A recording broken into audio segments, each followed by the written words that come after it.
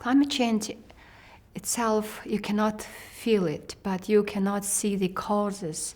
You can see the effects of climate change, and especially Mongolia is a country where with high climate variabilities, and Mongolian herders have to move around on seasonal basis, season to season, from one camp to another, nomading and looking for the better pasture to graze their livestock.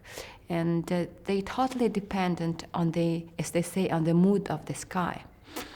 And that's why the climate change, climate warming, global warming, it actually affects to their mobility, first of all, and accessing to the key resources like water resources, key seasonal resources, key reserve pastures.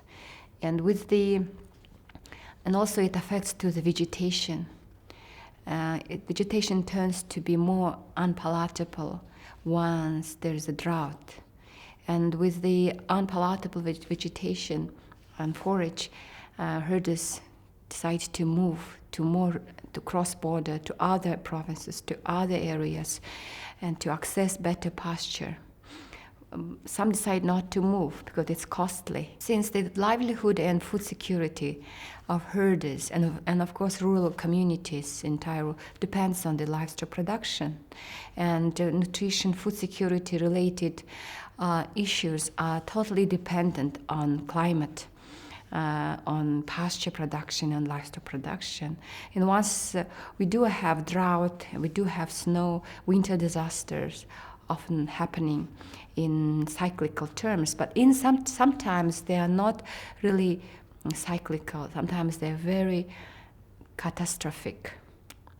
That affects the households, not only households, entire communities, entire province people, that result in the massive death of livestock, massive, which is it's actually you just losing your main mean of livelihood.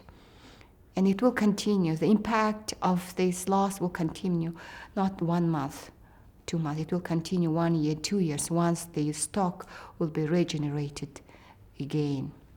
You can milk enough cattle, you can slaughter enough to eat, and you can sell to get staple other foods, and to send your children to school and get some medicines, veterinary services. So all it depends on the climate mood. Climate change itself a very much conceptual word, and it should be landed on a very soil, on a grassroots level. When we talk about climate change, we better think about it's a change of the livelihood of the people who dependent on the natural resources. You know, they're living, their daily thoughts about the future of their children.